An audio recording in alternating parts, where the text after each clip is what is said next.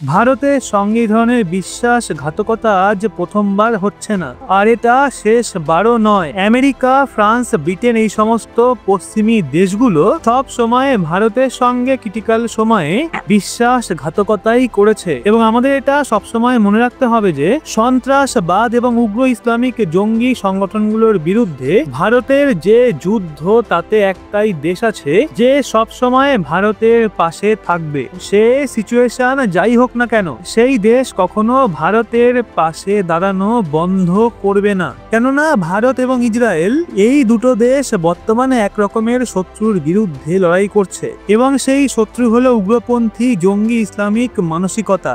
গত রাতে কি নাটক হয়েছিল, আর ভোর 4টের সময় পাকিস্তানের ডিজিআইএসপিআর কি কান্নাকাটি করেছে, তারপর আমেরিকা এবং ডোনাল্ড ট্রাম্প প্রশাসন ভারতের সঙ্গে কি বিশ্বাসঘাতকতা করেছে, এবং তুর্কির কোন বিমান পাকিস্তানে অবতরণ করেছে, যুদ্ধ নিয়ে কি বড় আপডেট এসেছে, এই সবের পাশাপাশি বেশ কিছু গুরুত্বপূর্ণ এবং নির্ভরযোগ্য খবর সামনে আসছে, যেগুলো ভারতীয়দের জানা অত্যন্ত গুরুত্বপূর্ণ। সেই জন্য ভিডিওটা শেষ পর্যন্ত দেখুন। প্রথম খবর রয়েছে পাকিস্তানের মিলিটারি বেস নিয়ে। ভারতের একাধিক সতর্কবার্তা সত্ত্বেও পাকিস্তান ভারতের ওপর লাগাতার ড্রোন হামলা চালাচ্ছিল, কিন্তু গতরাতে সিচুয়েশন আরো ভয়াবহ হয়ে ওঠে যখন পাকিস্তান এক ধাপ এগিয়ে গিয়ে ভারতের শহরগুলোর ওপর লং রেঞ্জ ব্যালিস্টিক এবং সাবসনিক মিসাইল ছুড়ে দেয়। এমনকি পাকিস্তানের ফাতেওয়ান নামের একটা মিসাইল ভারতীয় সীমান্ত থেকে 130 কিলোমিটার ভেতরে গিয়ে হরিয়ানা শেরশাহ পর্যন্ত পৌঁছে যায়, এবং যদি মিসাইলটার দিক লক্ষ্য করেন তাহলে দেখতে পাওয়া যাবে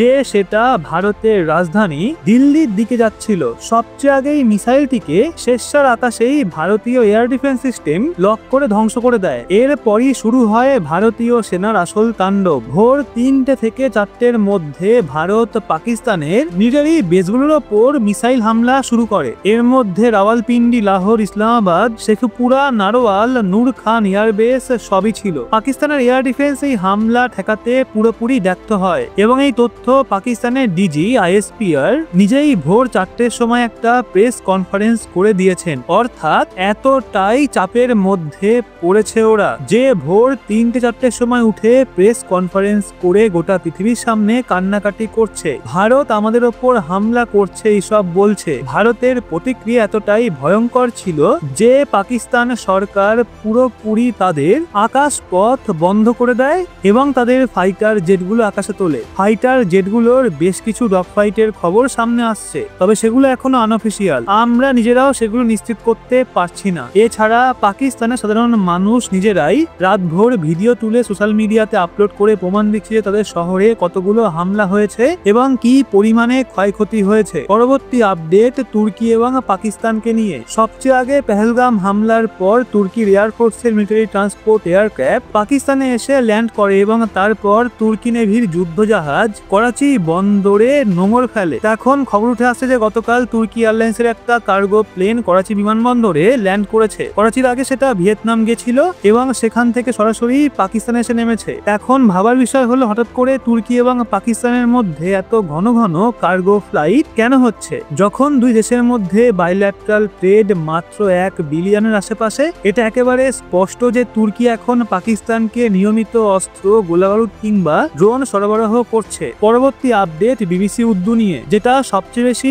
পাকিস্তান কেন্দ্রিক খবর করে এবং পাকিস্তান ভিত্তিক টিমই চালায়। অপারেশন সিঁদুরের পর বিবিসি উর্দু ভারতের বিরুদ্ধে একের পর এক ভুয়ো প্রোপাগান্ডা ছড়াতে শুরু করে। এরপর এখন খবর আসছে যে ভারত সরকার বিবিসি উর্দুর টুইটার অ্যাকাউন্টকে ভারতে ব্যান করেছে। যদিও ইউটিউব চ্যানেল এবং ওয়েবসাইট এখনো চালু আছে, তবে আগামী 24 ঘন্টার মধ্যে সেগুলো ব্যান করা হতে পারে। পরবর্তী খবর আইএমএফ, আমেরিকা এবং পাকিস্তানকে নিয়ে। খবর আসছে আইএমএফ এর $1 বিলিয়ন বেল আউট প্যাকেজকে গতকাল আইএমএফ বোর্ড একটা অফিসিয়াল ভোটিং এর মাধ্যমে পাশ করেছে, এবং এই অর্থ পাকিস্তান সরকারের অ্যাকাউন্টে পাঠানো হবে। এই $1 বিলিয়ন মানে ভারতীয় মুদ্রায় প্রায় 8,500 কোটি টাকা এবং পাকিস্তানের রুপিতে 28,150। অর্থাৎ পাকিস্তানের হাতে হাতিয়ার এবং গোলাবারুদ কেনার টাকা এসে গেছে, এবং এর সবচেয়ে বড় দোষী আমেরিকা এবং ডোনাল্ড ট্রাম্প প্রশাসন। কারণ আইএমএফ কে টাকা পাবে কে পাবে না সেই সিদ্ধান্ত হয় ভোটিং এ, কিন্তু এই ভোটিং এ সব দেশের ভোটের মূল্য এক হয় না। কোন দেশ কত ফান্ড দেয়, তাদের জিডিপি, রিজার্ভ, ট্রেড এইসব মিলিয়ে ক্যালকুলেট হয় ভোটের মূল্য। এই নিয়মে আইএমএফ এর সবচেয়ে বড় contributor contributor America, voting share 16.5%। ও তারপর জাপান, চীন, জার্মানি, ফ্রান্স, ব্রিটেন এবং তারপর আসে ভারত। ভারত মাত্র 2.6% শেয়ার করে। এই শীর্ষ ছখানা দেশ মিলে মোট 42% ভোট নিয়ন্ত্রণ করে। আর সেখানেই খেলা শেষ। ভারত এই ভোটে অ্যাবস্টেন করেছিল, অর্থাৎ ভোটে অংশই নেয়নি, কেননা আইএমএফ এ নো ভোটের অপশন নেই। ভারতের প্রতিনিধিরা যথেষ্ট জোরালোভাবে মামলা রেখেছিল যে পাকিস্তান এখনো আন্তর্জাতিক আইন ভেঙে সন্ত্রাসীদের সাহায্য করছে, কিন্তু আমেরিকা সহ পশ্চিমী দেশগুলো পাত্তাই দেয়নি। $1 বিলিয়ন পাকিস্তানকে দিয়ে দিল।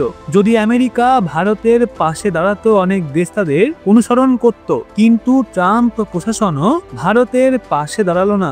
এই সামরিক সংঘর্ষের মুহূর্তে পাকিস্তানের ফান্ডিং বন্ধ করা ভারতের জন্য অত্যন্ত গুরুত্বপূর্ণ ছিল। ভারত বিগত কয়েকদিন ধরেই প্রিপারেশন নিচ্ছিল, কিন্তু এখন পাকিস্তান এইটাকে নিজের জয়ের মতো দেখছে। আমাদের অবাক করছে ট্রাম্পের এই মনোভাব। পূর্বে প্রেসিডেন্ট হয়ে পাকিস্তানের ফান্ডিং বন্ধ করেছিল, আর এইবার প্রেসিডেন্ট হয়েই প্রথমে $400 মিলিয়ন F-16 প্যাকেজ এবং এরপরেই বেলাউ। সবচেয়ে বড় সমস্যা এখন আমেরিকা এবং পশ্চিমী দেশগুলো। ওরাই ওয়ার্ল্ড ব্যাংক, আইএমএফ এমনকি G20 কে নিয়ন্ত্রণ করে, কারণ দ্বিতীয় বিশ্বযুদ্ধের পরেই সংগঠনগুলো গড়েছিল ওরাই। তখন ওরাই সবচেয়ে শক্তিশালী ছিল অর্থনীতি এবং সামরিক ক্ষেত্রে, সেই জন্য সব হেডকোয়ার্টারও ওদের দেশেই। তাই আমেরিকা এবং তার সহযোগী দেশগুলো এই আন্তর্জাতিক সংগঠনগুলোকে ব্যবহার করে শুধু নিজেদের লাভের জন্য। কে লোন পাবে, কে সাপোর্ট পাবে, কে স্যাংশন পাবে, সব ঠিক করে ওরাই। আর এখন দেখা যাচ্ছে ওরাই পরোক্ষভাবে পাকিস্তানের পাশে দাঁড়িয়ে গেছে ভারতের বিরুদ্ধে। সেই সময় যখন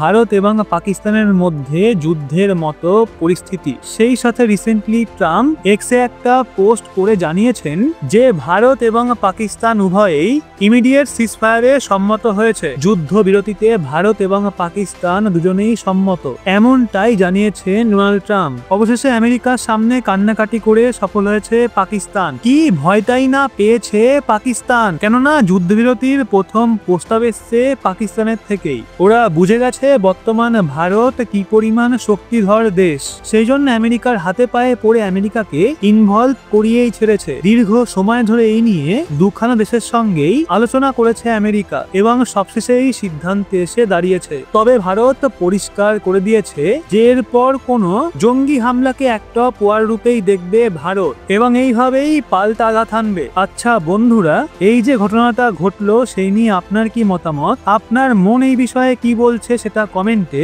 অবশ্যই জানান এবং ভিডিওটা বাকি ভারতীয় ভাই বোনদেরও শেয়ার করুন। এই বিষয়ে প্রত্যেকের মতামত জানাটা অত্যন্ত জরুরি। দেখা হচ্ছে আবার পরবর্তী ভিডিওতে।